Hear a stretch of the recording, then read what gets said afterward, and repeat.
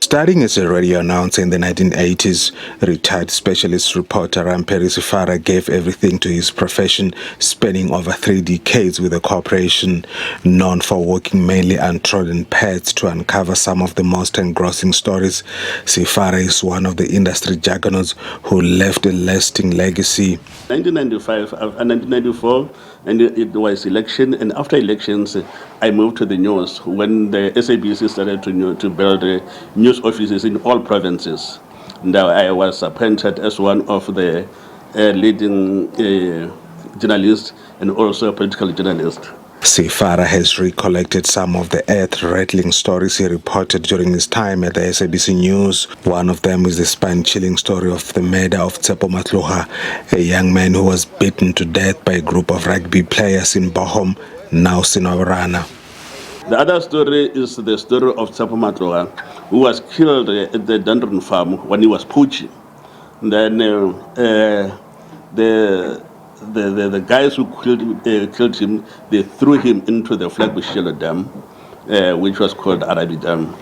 And for a long time, police knew that he was in the dam, but there was no evidence. 72-year-old Isaac Murwamuila's rhythmic sign-off, Isaac Murwamuila, became his trademark through his time at the SABC. Murwamuila was a correspondent stationed in Rikhotso, from where he traversed the northernmost parts of the country for stories.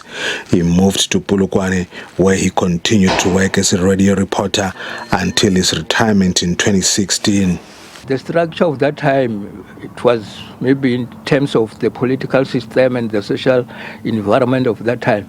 So I was stationed at Rikhotso, so appointed to cover the stories around far north, and especially Venda, the Republic of Venda by then.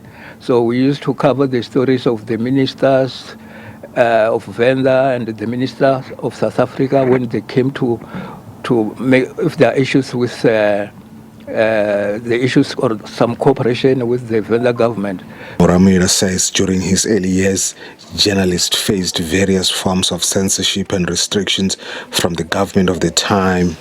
We only just go there with your mic, you put it in front of the minister or whoever is speaking. Sort of, it was like event coverage.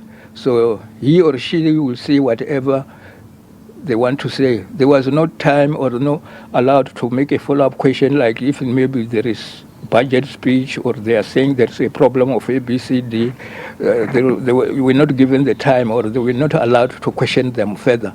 Former journalist and newsreader Freddy Rikhotso says working for SABC News for 33 years shaped his character. 30 years into his retirement, the 73-year-old award-winning author says he still carries the SABC brand on his shoulders. I'm impressed because wherever I go, people recognize my voice. I thought they've forgotten about me. But once they mention, are you not Freddy Rikhotso, I feel proud about that. It shows that I was doing very well as a newsreader for many years at SABC. Rikhotso says he was elated when the SABC introduced television news bulletins for formerly marginalized languages. He has called for the allocation of more slots for Xitsonga, Isindebele, Isiswati, and Chivenda bulletins. It's not enough. It can be a good idea if they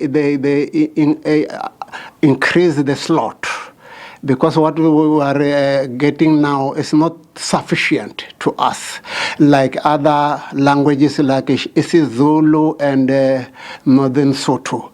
I hope SABC can hear our plea to increase the slot of SABC News. Sefara, Murwamuila and Rikhotso have urged the current generation of journalists and newsreaders to keep the SABC flag flying. Rutendo Bobo, the SABC News in Polokwane.